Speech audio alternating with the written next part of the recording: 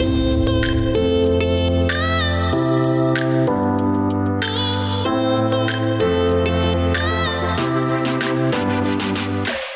time for another episode of the Shaun Tabatt Show, a podcast where I connect you with thought leaders from across the globe, digging into some of my favorite topics like personal development, marketing, spirituality, and pretty much any other shiny object that happens to catch my attention. Today, my special guest is Len Sweet, and we're going to be discussing his new book, Rings of Fire, Walking in Faith Through a Volcanic Future. Len, welcome back to the show. Hey, great to be back, Shaun. I've missed being with you for a couple of years. I know. I don't know how we survived up to this point, but we find ourselves reconnecting. Oddly, as we talked about before the interview, around the holidays, it's usually Thanksgiving or Christmas. So, every few years we'll just catch up over the holidays and it'll be brilliant. Yeah, it's kind of a joke around here. All my kids are born in the fall, so when I'm home. I'm always home at the holidays. Well, it's been a couple years since you were last on, so let's start the place we began 1 or 2 interviews ago, and that's with a bit of the Len Sweet origin story. So for the listener who's encountering you for the very first time in our talk today, what are a few things they should know about you? Oh, well, I'm a PK, but preacher was my mother. She was ordained in the Pilgrim Holiness Church. I call them the Marine Corps of Methodism. Very strict. The women showed no skin. It was very Amish-like. So I come out of that setting. I do something called semiotics, which is the study and science of signs. You're reading signs, and this will be a sign for you. And the angels announced to the shepherds. So the whole biblical story is one full of signs and wonders. And so how do you interpret the signs? So I just do that in the culture. I just read signs. All right. Well, thanks for giving us a little bit of an overview about who you are. Give us a little bit of sense of some of the things that might drive you.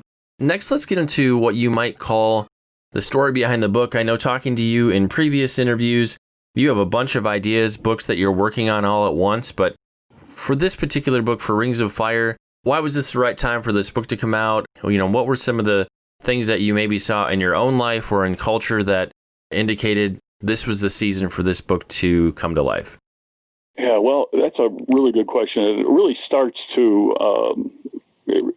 story starts at 1994. I wrote a book called Faithquakes, where I argued that an earthquake had hit the culture and the church was living on the other side of this quake. And then very quickly, I realized that wasn't a strong enough metaphor. And so in 1999, I did my soul tsunami. And that was... it's not just an earthquake that's hit, it's a tsunami, and it's now a liquid culture. So what does it mean for us to think fluid and liquid? And so went away from fixed to fluid and skipped the flexible, just went right to fluid. And then I did a follow-up little book called Carpe Mañana, Seize Tomorrow, because in a world where everything is moving, if you try and Carpe Diem, you're going to miss it because everything is moving. So the only way you can hit a moving target is to get ahead of it. So I did a little kind of further elaboration because Soul Tsunami was so big. It was a bestseller, but I couldn't figure out why people were actually buying it. It was such a massive book. So I did a little one called Carpe Mañana. And then, so it's been 20 years. And this kind of cultural exegesis has been something I've had fun with and just done. But I figured, and the publishers figured, it was time to do a 20-year update on the Soul Tsunami book. So in reading the culture and reading the signs of the culture, I realized that it's really no longer a tsunami that's hit. We're living in a world of erupting volcanoes. And I live on a ring of fire here on Orcas Island in the Pacific Northwest. And so I'm familiar with the potential and the power of volcanoes. We have within range of the view of Seattle, there's this Mount Rainier, which is literally an active volcano, and Mount St. Helens went off a few years ago. There's Mount Baker. So we have these rings of volcanoes, and about ready to pop at any moment. But in the culture, they're popping all the time, and so I wanted to help the church contend with living and doing mission and ministry in a volcanic world where these things are erupting, and what does it mean to have to deal with lava, to go from mega to magma, And so all that comes with a volcanic future. So that's the kind of background to where the book came from and what it comes out of. And in terms of audience, I'd love to have you comment on that a bit, because we talked about a little bit ago before the interview that, this book is trending really well in the preaching category. So would love to have you tell us who is the audience in the back of your mind as you were writing this. And personally, I think that it extends way beyond pastors and leaders. This, in my opinion, it's a book anybody really could get a lot out of. So on the one hand, the audience, and then you also describe it as a book for the church of the 22nd century. So talk as well a little bit about kind of the future-looking bent of this book.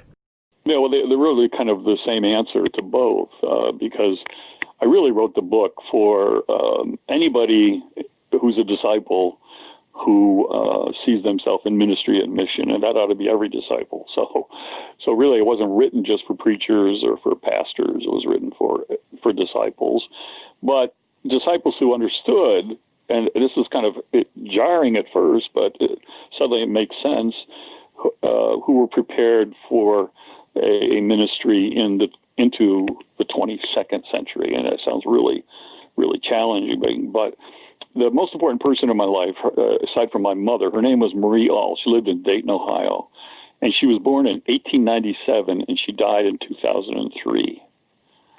So she lived in 3 centuries, and she was born in the 19th century. She lived in the 20th century, and she died in the 21st century. And that's really our kids. A female born between 1990 and 2000 has a greater than 50% chance, actuarially, of living well into the 22nd century.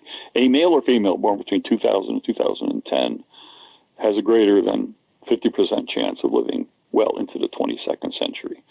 So we are norming and forming faith. Think about this. The church is norming and forming faith in 22nd century kids. And this is, of course, based on my Appalachian grandma. She wouldn't say yes to anything before she said, yes, I'll do it, Lord willing, Jesus tarrying, creek not rising, Moses not prohibiting. She sometimes added some other codicils. So you always have to add that, Lord willing, Jesus tarrying, creek not rising, and Moses not prohibiting. But we have 22nd century kids. And how are we doing? We think we've seen changes the last 10, 20 years. Are you kidding me? What they're going to see in their lifetime is going to be so far beyond anything that we could imagine. So I'm just trying to prepare the church. I mean, I can't take you out in this book much beyond, 20, 50 at the most. And most of ministry for a lot of your listeners is going to be the second half of that, the 21st century. So I'm doing the best I can, but I'm just alerting and just kind of saying, just be on the watch, because this is what's on the horizon. And these are the best of times for mission and ministry. These are also the worst of times. So how do we live the moment that God gave us? And I think for this middle part of the interview, would love to have you comment on some of the chapter topics, maybe talk about kind of the current state of the church and that area, what's the vision for us to move forward. And so I was looking through the book this morning, trying to think of what chapters would be really interesting to bring into this discussion. So first off, let's have you talk about how do we live, how do we function within a hostile culture? This is some of the content that you cover in chapter 1. So how as the church do we deal with being a part of a culture that feels largely hostile towards us right now? Yeah, and I think first of all we need to realize that this is the state that we're in. That in the past the state and the church kind of wash each other's hands. Now the culture and the state have washed their hands of the church, and it's only going to get worse. And so we've got to think about the ways of reaching a culture that is not just post-Christian anymore. It's anti-Christian. And I just, this past week, I mean, it was, I'm listening to the former president of Ireland, Mary McAleese, and she now is a professor at I forget what university in Ireland she's at. I think it's someplace in Dublin. But she made the case, this was her case, that infant baptism is inconsistent with human rights and needs to be banned, because the child in infant baptism is given no rights, and they have freedom of conscience. She said they have freedom of they ought to have freedom of religion. They ought to have freedom of thought. And by parents choosing to baptize a child in a faith takes all those freedoms away from them. And I'm reading this. I'm going, are you kidding me? It's hard for me to even inhabit a thought pattern where infant baptism needs to be banned because it's child abuse. So I'm going, but this is the world in which we're living. This is how hostile this culture is becoming. This is in Ireland, for crying out loud. Ireland, president of Ireland, former president of Ireland. So we've got to really come to terms with how do we lift up the name of Jesus in a culture that when they hear the word Christian, they think of nothing nice. When they see a church, they think of it as a scary place. And we say, well, that shouldn't be. That's not the way we are. I know, but that's the reality of doing mission and ministry in this culture. So how do we deal with that? And so that's one of the reasons why I wrote that chapter. And I think in terms of how the church views culture, on the one hand, if we are scared of this culture that's hostile towards us, as opposed to feeling like we are empowered to reach this culture with the gospel. I mean, those are two very different perspectives. Would love to have you comment a little bit, how much does the lens that we as disciples view culture through, how much does that impact or affect how we're going to choose to interact? Well, I don't think we have a choice. I mean, Jesus gave us a mission, go into all the world. It didn't say stay in your little huddles and circle the wagons. No, we're to go into all the world. And the first century culture was not welcoming of them entering it. That's why you have the catacombs, So earliest Christian rituals were done underground, in secret. So yeah, he said, this is the real Lord's Prayer, John 17. Father, I pray you keep them, my church, my disciples in the world. Don't let them be of the world, but don't take them out of it either. So I call it the holy triangulation. What does it mean for us to be in this culture, in a digital, post-Christian, anti-Christian, global culture, but not to be of it, but not out of it either. So that's those lines that we walk, in it, not of it, but not out of it. So that's our mandate. We don't have a choice. We're to lift up the name of Christ in whatever culture we're in. Next, we'd love to have you jump into some of the content you cover in Chapter 4, which is titled World Religions, especially Islam. And, I think in the West for a long time, we got to be very insulated, but between just all the different shifts with where people are living, with how travel is so much easier today, with how the internet has connected all of us, it's pretty difficult to, even if you're trying to be intentional, avoid encountering people who are different than you, people who are practicing and following other world religions. So how should we as the church be responding to world religions and especially Islam? Yeah, well, one of the biggest world religions is atheism. I mean, because they're now arguing that we're a religion too. So even the atheists want to be... They don't want to be left out. They don't want to be left out. Yeah, exactly. So they want their churches, they want their liturgies, they want their tax exemptions and all that stuff. So, and that's not going to be for much longer, by the way. But I do think that we need to be. Jesus calls us to be. He had relationships with people of other faith and no faith, and this whole relationship to the Samaritans, and so we just need to follow in the path and the way of Jesus and how he did it, and he treated them as subjects, not as objects, and he listened but he at the same time he witnessed to who God is, and so we need to find ways of listening. I say there's no understanding without standing under. So part of it is I have no right to argue with you until I can state your case to your satisfaction. And a lot of the times we're fighting with other people before we even listen to them and enter into relationship with them. So I really argue for both things at the same time. We need to encounter and work with people of different faith and no faith for to end poverty, to we're never going to end it, but to address the issues of poverty and racism and injustice. And we need to lock arms with people around the world to solve as much as we can these problems. At the same time, we need to stand strong in our own particularity, which is who Jesus is, and lift him, not be afraid to lift his name up. Because everything we do, we ought to be able to do it in the name of Jesus.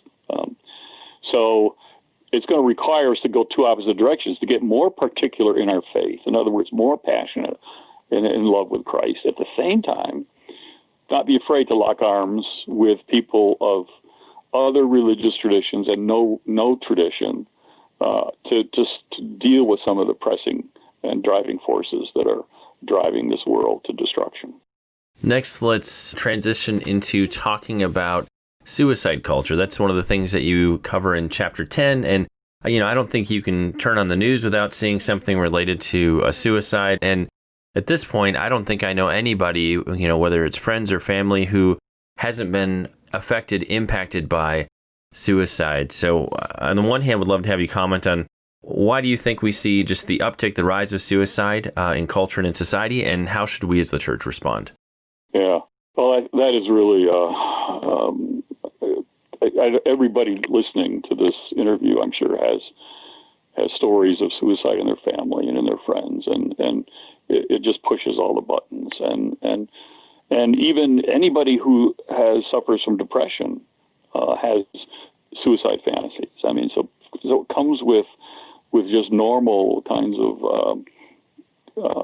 problems, mental problems that we all share in some form or another. So it is a huge issue, and the church has been afraid to deal with it. The church has been afraid to address it. I mean, it's not too long ago that if you committed suicide, you couldn't even be buried in a church cemetery. And in some religious traditions, is still true today.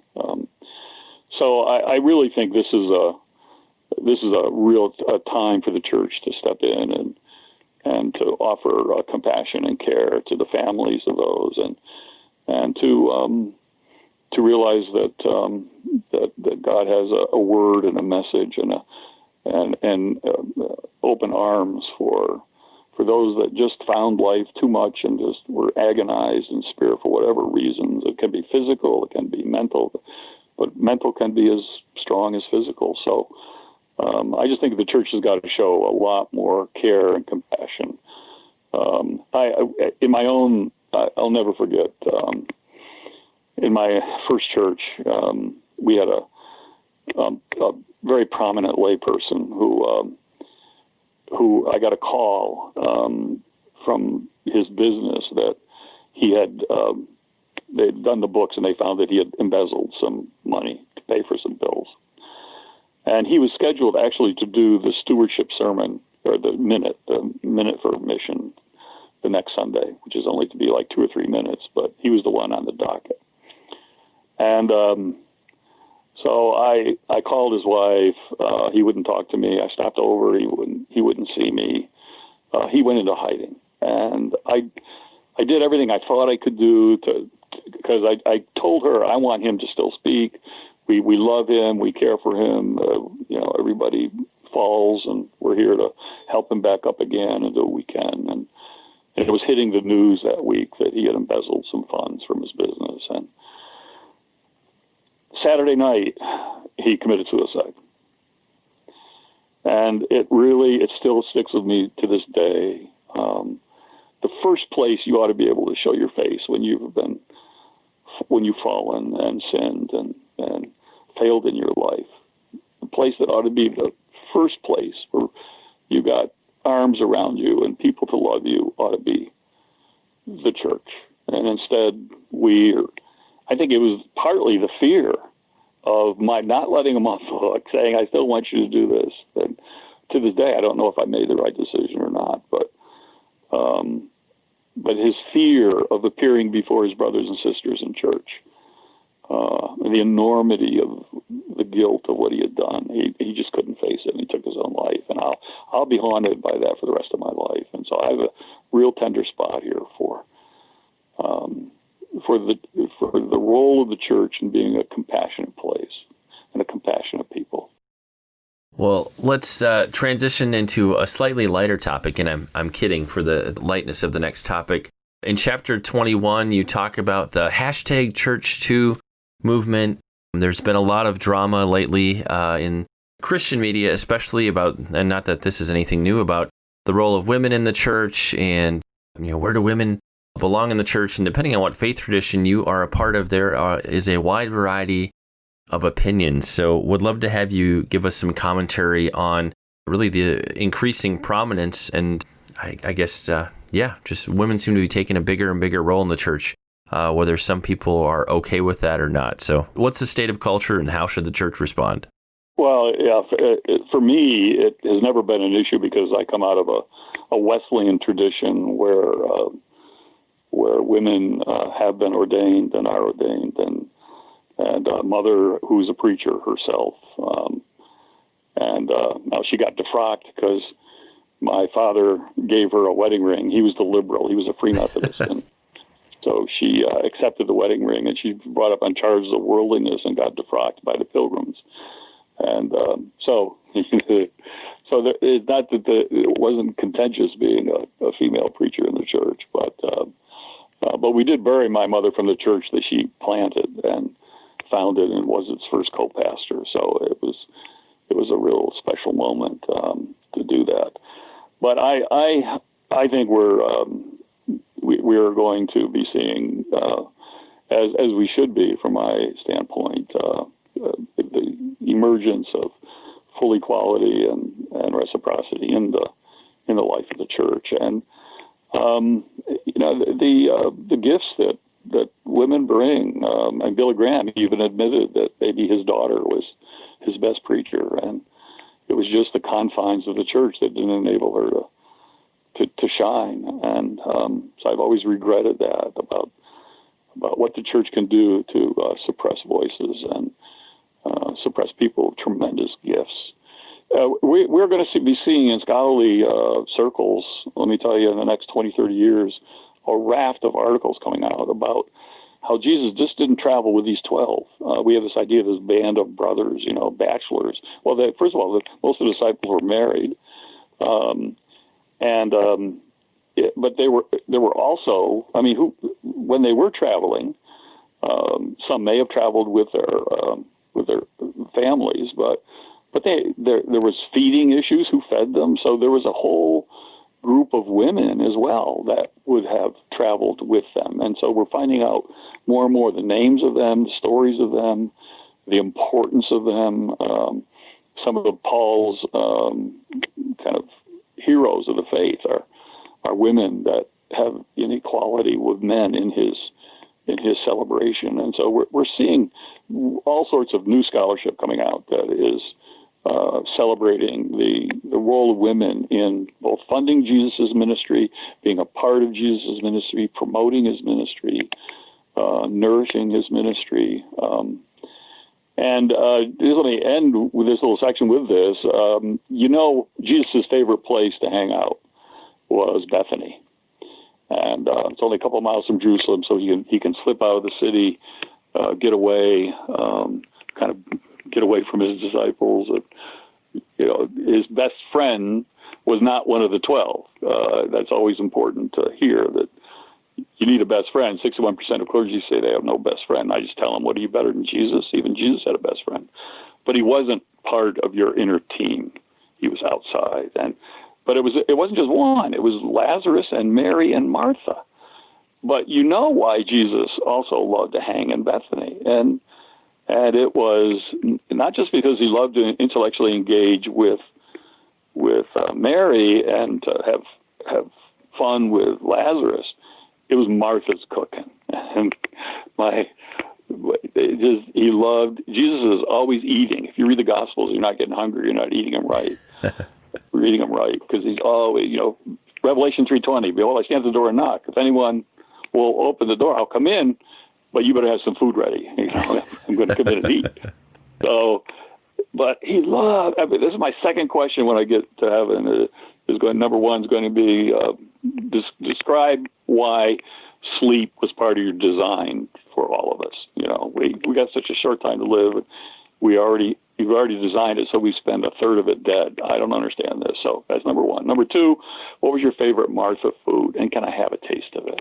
Because Jesus loved Martha's cooking, and so we have all sorts of ministries in the church, and Jesus' relationship with women we have yet to really explore and understand. And so I'm excited that the next 20, 30 years we're going to be seeing the scholarship come out, and it's going to be pretty interesting. Well, and as we head into 2020, which is an election year, I couldn't help but bring up chapter 22, which is titled Political Religion. So there's obviously all kinds of drama in the news and in culture about what party you're supporting, and is it Christian to support this party versus that party? How does the church properly respond to politics? How do we relate? Well, I think we start by just realizing that Jesus is a God of many peoples and cultures and tribes. And the notion that he loves an American child more than he loves an Armenian child or a Kurdish child or an Afghani child is just, no, we are all his children, and he's created all of us in his image. And so this idea that, that God loves an American child and God's more interested in what goes on here than other places is really, it's very colonialist. And I really think we need to challenge that. And so first of all, it's to realize that God is a God of many nations, many peoples, many cultures. And to start with that, and immediately diffuses a lot of the fire. The other thing is to realize that politics has itself become a religion and can very easily become a religion and a substitute for religious faith. And so I'm very sensitive to that. In fact, I talk a little bit in the book, just a little bit about a civil religion, how you have a faith religion, but you can also have a civil religion that is based on your nation. And the first one to study this was Robert Bellah, who studied Japanese civil religion, which is based on Shinto. So the Japanese have a very strong civil religious piety. Only 2% of the Japanese are Christians, so you don't have many Christian expressions of this civil religion. They're basically Shintoist, but some people can have a civil religion, a faith in the nation that is even stronger than their faith religion, which is a faith in Christ. And so I warn about that and how we need to keep this under wraps. I'm a patriot. I love this nation, but I don't worship it. And the civil religion can quickly become a form of worship. So, God didn't say, I'm going to give you politicians to take care of the problems of the world. God calls us to, and the church has given up a lot of its role to other functionaries in dealing with the problems and the issues of the world in which we live. So I want the church to reclaim its authority, its power, and for it to speak to the culture in a way that doesn't confuse means with ends. The Church of Jesus Christ has generals and pacifists, Republicans and Democrats on the same pew. And we can disagree about the means, but we agree that, okay, we all want peace. The general says, but just war is the way to peace. And the pacifist says, no, nonviolence is the way to peace. So we can disagree about the means, but the end needs to be the same. And so we celebrate and lock arms with one another about the ends and agree to learn from one another and be chastened by one another and repent to one another for each one's position and how it fails to grasp the whole, because all of us stand under the cross. So we've got this worship and adoration of the means when we ought to worship and have worship and adoration of Christ, who calls us to certain ends. And it's the same with, Republicans and Democrats. Our churches now, as you know, are more segregated politically than even some of us are racially. You've got more racial integration than you do political integration. And this is a tragedy. This is a travesty of what it means to be the Church of Jesus Christ. And so this is a chapter really warning about the danger of thinking in terms of politics about every single thing you do and through a political lens. So, Len, we've touched on the chapters that particularly stuck out to me from the book. I'm curious, from your perspective as the author, was there any particular chapter that the research was extra fascinating for some reason, or it was maybe extra challenging for some reason? Like, what part of the book stands out to you as either a favorite or a challenge as you went through the writing process? That's a good question. I initially submitted 50 Rings of Fire, and so the book initially was like 600 pages longer than the one you got there. So a lot of things have been cut out, and I went through a whole grieving process of all that's been cut out, and so in my mind, I'm still dealing with the whole grief of losing half my rings. But I think the book is better because it's shorter. But I do. I had a lot of fun writing this. I think the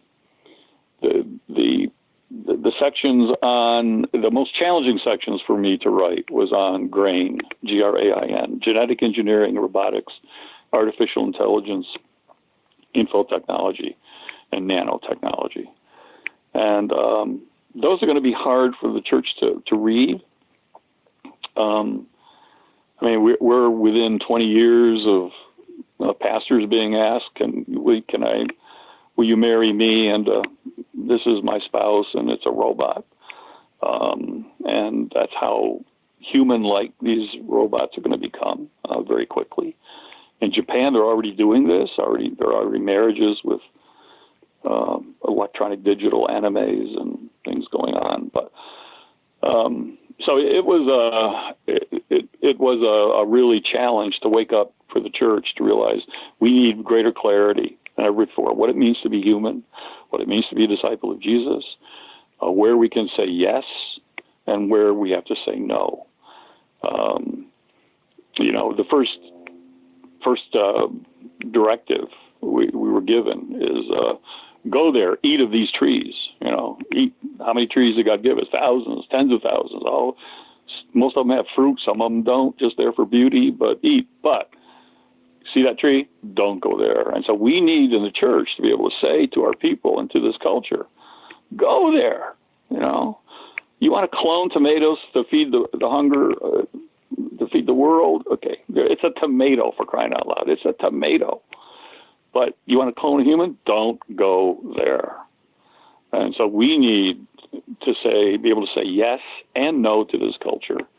Not just everything no. That's where I grew up, faith was defined in terms of don't do this. But we need to be able to say yes, do this. Yes. Oh, yes, we need this. But don't go there. Don't go there. And unless the church is able to be intelligent and astute and savvy enough to know what the issues are, we're not going to be able to say don't go there with any integrity and any authority. Len, when you think of a reader getting to that last page of the book, what's the enduring message that you hope has come through loud and clear as they've spent time with these pages? Well, it's kind of symbolized in the cover. The best soil to grow anything in is lava-rich soil. And the cover of the book has a couple of feet, some climber of a lava scape. But I've hidden some coffee beans in the lava because the best coffee grows in lava-rich soil, Kona coffee, Hawaiian coffee. And so these are the best of times for the church to do ministry. The church can really flourish. We can flourish as disciples of Jesus in this culture. But it's also very dangerous. And the precipices are huge.